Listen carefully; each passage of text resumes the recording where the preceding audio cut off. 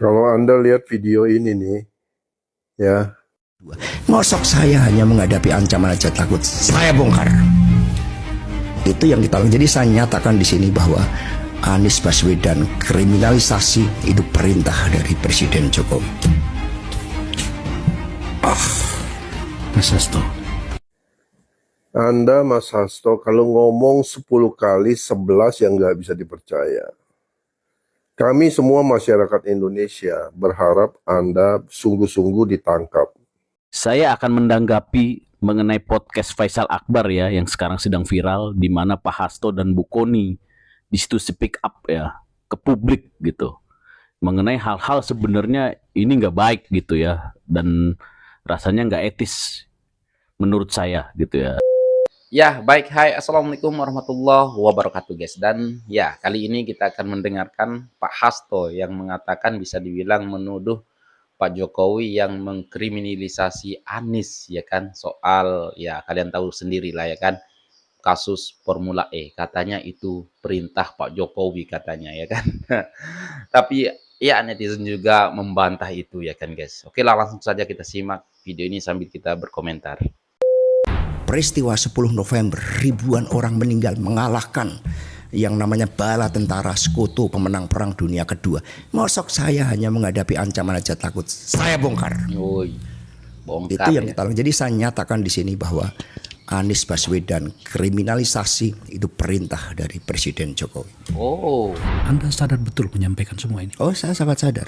Saya menyongsong badai. Itu Partai Coklat yang bermain sama dengan di Jakarta, di Jawa Timur, di Sumatera Utara. Itu Partai Coklat itu super powerful karena mereka punya agenda-agenda politik terhadap apa?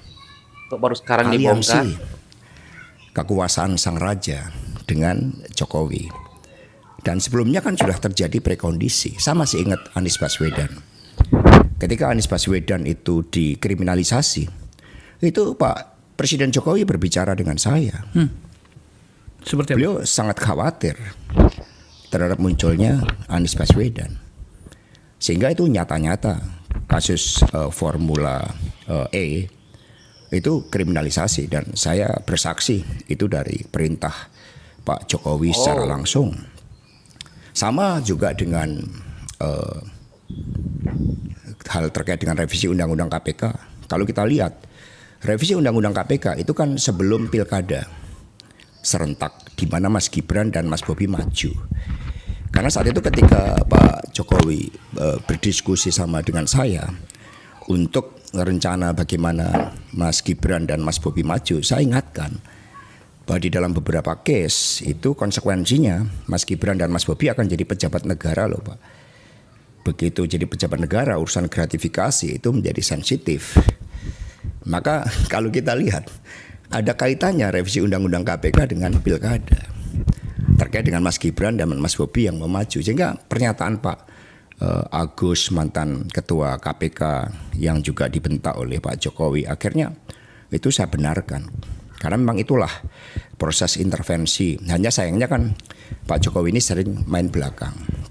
Berbeda Pak Prabowo yang sikapnya kesatria gitu kan. Diminta dukung Lutfi aja itu menunjukkan sikap yang jauh berbeda.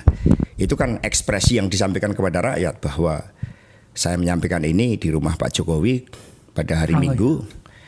Itu kan pada akhirnya rakyat menangkap itu sebagai suatu bentuk pesanan. Bagaimana perlakuan terhadap seorang presiden yang berdaulat pun seperti itu. Akhirnya kan rakyat bersikap kritis. Nah sehingga kerusakan sistem hukum itu by design.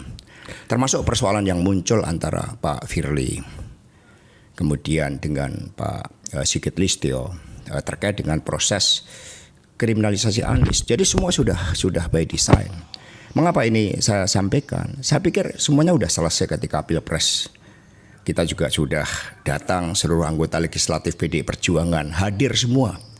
Diminta hadir oleh Bu Mega. Perintah langsung. Perintah langsung Ibu tertulis menghadiri, wajib hadir pelantikan Presiden Prabowo Subianto dan Wapres Gibran. Tapi ternyata itu tidak cukup.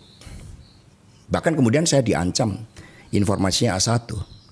Mau dijadikan tersangka untuk kasus yang sangat tidak jelas. Berbeda kasus Sambo. Kaitannya kemana? Judi online, narkoba.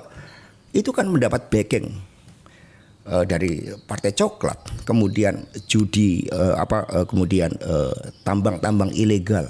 Semua tahu itu kan dimobilisasi untuk kepentingan dana pergerakan Pilpres. Tapi ketika urusan seperti ini sama dikejar, saya melawan. Saya jadi ingat ketika pada tahun 30 ada 4 kader PNI di Ciamis. Hanya teriak merdeka, merdeka, dan merdeka sekarang karena bergelora spiritnya Bung Karno. Mereka dikenakan hukuman gantung, Bung. 4 kader ini. Lalu salah satu yang akan menjalani hukuman gantung itu kemudian bisa berkirim surat kepada Bung Karno dan mengatakan, Bung Karno, besok saya akan menjalani hukuman gantung dengan mulut tersenyum. Dengan keyakinan. Karena saya yakin Bung Karno akan memerdekakan Republik ini. Jadi untuk merdeka, banyak yang siap digantung dengan tersenyum. Yang mencurahkan nyawanya. Peristiwa 10 November, ribuan orang meninggal mengalahkan yang namanya bala tentara sekutu pemenang Perang Dunia Kedua. Mosok saya hanya menghadapi ancaman aja takut. Saya bongkar. Itu yang kita lakukan. Jadi saya nyatakan di sini bahwa Kenapa baru sekarang? Anies Baswedan kriminalisasi itu perintah dari Presiden Jokowi. Aduh, percaya nggak kalian? Mas Hasto, saya yang sedang menata pikiran saya mendengarkan ini. Karena sedikit banyaknya dan beberapa bagian kita bersama, saya terlibat di dalam proses-proses Pak Jokowi naik kekuasaan. Tapi sejujurnya saya tampaknya tidak cukup siap mendengarkan semua apa yang Anda katakan ini. Ada satu kalimat yang perlu saya sampaikan pada Anda di hadapan penonton ini. Anda sadar betul menyampaikan semua ini? Oh, saya sangat sadar. Saya menyongsong badai. Sama dengan Bung Karno dulu. Ketika berteriak Indonesia merdeka sekarang dan sekarang, Bung Karno mengatakan saya dianggap gila ketika mengatakan Indonesia merdeka ketika Pasifik membara. Tetapi saya siap menuju penjara sekalipun, kata Bung Karno. Karena saya yakin di dalam perjuangan untuk bangsa dan negara, 1 mati akan tumbuh 1000. Itu Bung Karno yang yakin. Masa kemudian kita sebagai murid-murid Bung Karno lalu takut dan membiarkan seluruh kekuasaan ini dibiarkan hanya ambisi seorang raja yang oleh Dr. Sukidi itu dikatakan punya karakter seperti Hitler, gemar berbohong seperti Pinocchio. Itu kan kita harus berani. Kita ini punya kekuatan nurani. Republik ini dibangun dengan moral force, dengan cita-cita. Bung Karno mengatakan jangankan sebuah bangsa, sebuah manusia merdeka, cacing saja diinjek-injek melakukan perlawanan. Oke, kalau saya dinyatakan bersalah atas proses-proses itu, tapi pengadilan sudah membuktikan ini begitu banyak puluhan juta seperti Harun Masiku. Karena itu kan kasus seperti orang yang kemudian ditilang polisi, merasa tidak berdaya, kemudian nyuap polisi. Polisinya juga minta, sama-sama di situ. Padahal Harun Masiku saat itu dia punya kedudukan hukum yang kuat berdasarkan keputusan MA untuk dilantik.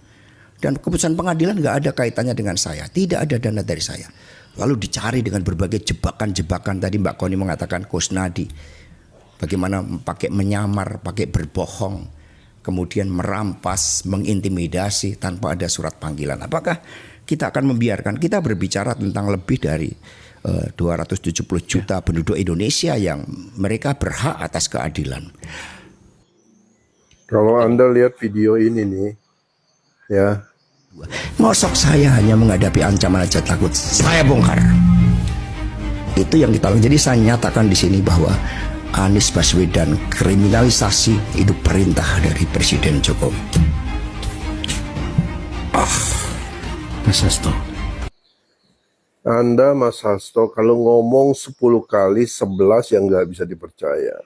11 ya. Kami semua masyarakat Indonesia berharap Anda sungguh-sungguh ditangkap. Ya, tidak bisa Anda pungkiri bahwa Anda menyembunyikan orang yang harusnya ditangkap oleh KPK. Itu fakta. Sudahlah Mas Hasto, apa yang Anda katakan itu semuanya tidak benar. Dan Anda terus lakukan ini, ya.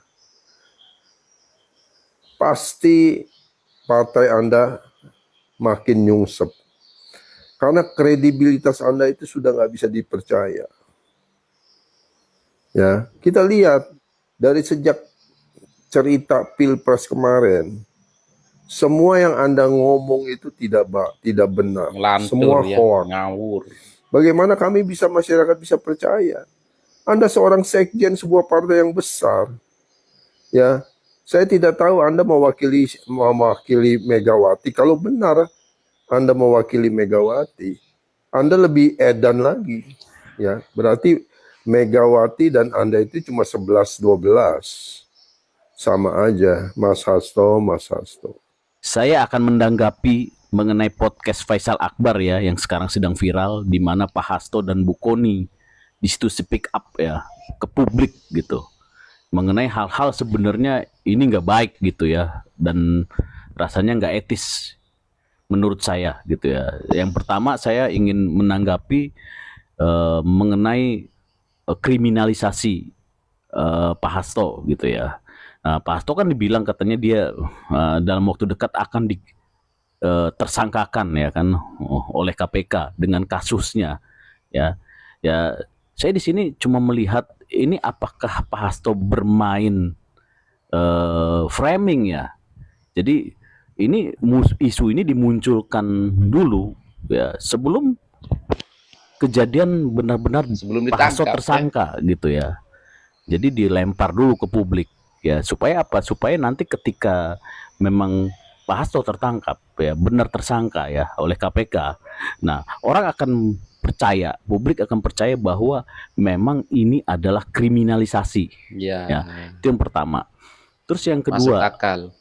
ada perkataan di situ kriminalisasi mengenai Anies Baswedan ya. Waktu zaman Pak Hasto dekat dengan Pak Jokowi gitu kan itu dibuka kan di sana. Saya pikir yang pertama datanya apa? Iya, Pembuktiannya alat ukur kebohongan gitu untuk hal tersebut. Lalu kalau memang iya, ya itu hal wajar saja namanya di dalam dunia politik.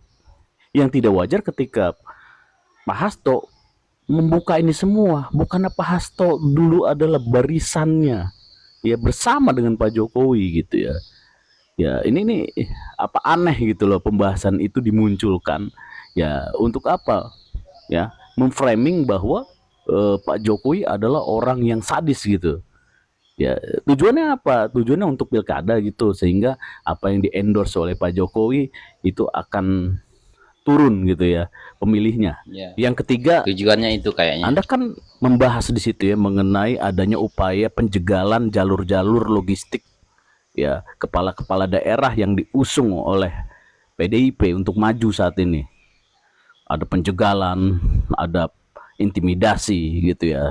Sekarang saya mau tanya sama Pak Hasto, apakah selama ini ya untuk eh, jalur keuangan dalam pemenangan sebuah pemilu di daerah-daerah ya, itu PDIP tidak bermain. Kita sama-sama tahu lah yang namanya Kadis ya atau PPK semua setoran ke bupati, setoran ke wali kota gitu ya. Semua setoran. Disdik, dinas PU, dinas pariwisata, semua dinas lah yang memiliki proyek ya, pelaksanaan pengadaan maupun konstruksi ya, maupun itu lelang maupun itu penunjukan langsung bekerja sama dengan vendor untuk komitmen fee di depan ya. Itu setorannya untuk apa? Untuk biaya apa? Biaya pemilu, biaya pencalonan, biaya pemenangan. Nah, ketika sekarang saat ini itu dijegal ya. Itu kan sesuatu yang tidak boleh gitu, dijegal jalur-jalur itu. Sehingga kekeringan uang nggak bisa kampanye gitu maksudnya Pak Hasto. Tolong ditanggapin itu. Terus yang terakhir Pak Hasto. Pak Hasto kan orang hebat gitu ya. Jadi kalau Pak Hasto bilang kalau memang benar Pak Hasto ditangkap oleh KPK dan menyamakan Pak Hasto dengan Soekarno ya. Aduh jauh Pak. Jauh. Soekarno itu ditangkap karena melawan penjajah. Tapi kalau Bapak ditangkap karena korupsi. Korupsi. Ya benar ya guys, aku setuju dengan abang yang terakhir ini ya. Ya mungkin saja ya Pak Hasto lagi membuat framing ya kan guys. Karena tak lama lagi Pak Hasto akan ditersangkakan KPK ya. Ya, seolah-olah Mas Hasto ini sebelum ditangkap dia ingin membuat framing, itu kata abang kita yang terakhir tadi ya kan. Dan ketika nanti Pak Hasto ini ditangkap, maka apa yang diucapkan di podcast ini benar ya. Kalau Pak Hasto dan Anies gitu ya dikriminalisasi oleh Pak Jokowi. Jadi ya, aku rasa ini adalah bentuk, ya bisa dibilang pembelaan diri supaya nanti sehingga kalau kalau Pak Hasto ini ditangkap gitu ya kan, maka rakyat akan percaya kalau ternyata benar ini adalah ulah Pak Jokowi. Gitulah ya kan guys. Tapi ya masih percaya sama Pak Hasto guys. Karena dulu pernah, kalau kalau tak salah saya waktu Pilpres ya kan, pernah menuduh Pak Jokowi yang akan membisiki lewat Kapolri ya kan. Tapi itu video lama yang dia sebar ya, ataupun itu berita bohong ya kan. Waduh, Pak Hasto, kalau aku sih nggak percaya, aku lebih percaya Pak Jokowi. Nah, gimana kalau menurut kalian? Silahkan komen di bawah. Sekian, terima kasih. Assalamualaikum warahmatullahi wabarakatuh. Bye.